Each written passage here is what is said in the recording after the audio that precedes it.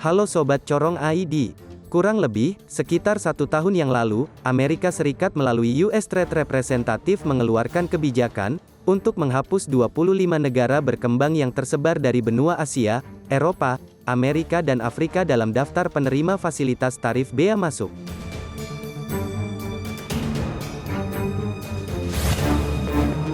Isu ini menjadi heboh karena AS dianggap telah menjadikan Indonesia sebagai negara maju.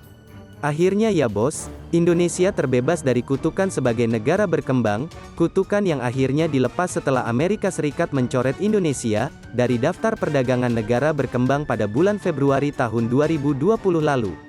Di satu sisi, Indonesia patut bersyukur dan merasa bangga, tapi di sisi lain menimbulkan implikasi dari sisi ekonomi perdagangan.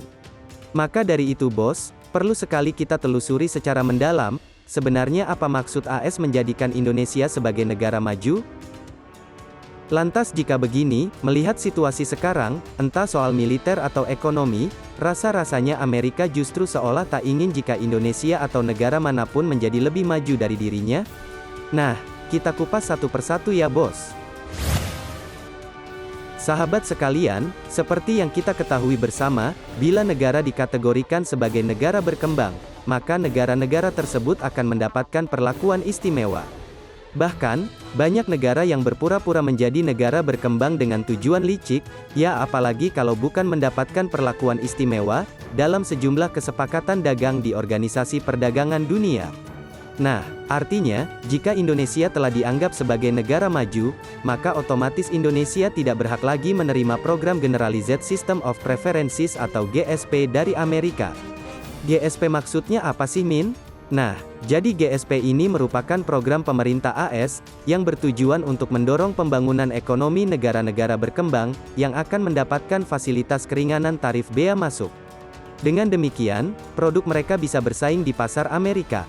Sebaliknya, karena Indonesia sudah dianggap sebagai negara maju, maka tarif yang dikenakan pun secara otomatis akan lebih tinggi kan bos? Efek lainnya, semua produk ekspor Indonesia akan rentan terkena tuduhan subsidi perdagangan oleh Amerika Serikat. Meskipun begitu, mungkin kita bisa melihat sisi positifnya ya, di mana Indonesia mungkin sudah saatnya menyandang status negara maju. Terlebih saat ini, Indonesia sudah masuk sebagai anggota kelompok 20 ekonomi utama dunia. Bahkan, kebijakan AS ini bisa menjadi pecutan bagi Indonesia untuk berbenah dan memperbaiki diri, sehingga bisa benar-benar mengejar ketertinggalannya dari negara-negara maju lainnya. Tinggal bagaimana upaya pemerintah mendorong pelaku industri agar bisa menghasilkan produk berdaya saing di pasar global. Sahabat sekalian, lain hal untuk segi militer nih. Karena tiba-tiba saja berita muncul ke publik dengan judul yang jujur membuat sebagian masyarakat kita kecewa. Bagaimana tidak, sebagian dari kita mungkin telah mengharapkan Su-35 hadir dalam jajaran alutsista TNI Angkatan Udara, dengan tujuan untuk bersama-sama menjaga wilayah udara Indonesia. Namun, nyatanya harapan kita dipatahkan dengan berita yang menyebutkan bila Indonesia membatalkan pembelian jet tempur Sukhoi Rusia, akibat terkendalanya sanksi Amerika.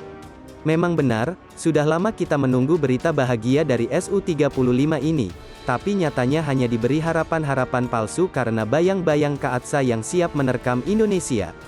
Walaupun sebelumnya Indonesia telah mendapatkan lampu hijau dari AS, nyatanya lampu hijau itu kini kembali merah karena Biden telah berubah pikiran.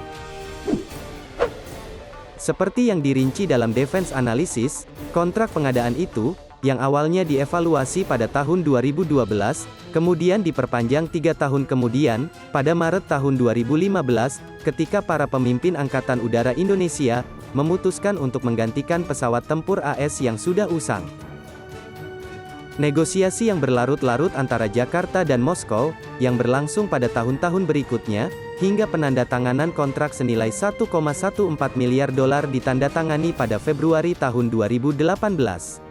Bahkan, kedua negara ini juga menyetujui metode pembayaran untuk 11 Su-35, dengan 50% dari jumlah tersebut akan diimbangi oleh pasokan ke Rusia dari produk lokal, terutama barang-barang pertanian, termasuk minyak sawit, dan produk untuk industri pertahanan. Lantaskah perjuangan kita harus berakhir sia-sia begini? Dengan begitu, ya saat ini, China tetap menjadi satu-satunya pelanggan asing yang memiliki Su-35, meskipun salinan pertama mungkin telah dikirim ke Mesir. Sahabat sekalian, nyatanya alasan Amerika melarang Indonesia ini tak hanya soal perdagangan, namun juga difaktori oleh kehebatan jet tempur Rusia itu sendiri, yang berhasil membuat AS dan sekutunya lumayan ketakutan karena disinyalir Su-35 akan membuat skadron udara Indonesia menguat.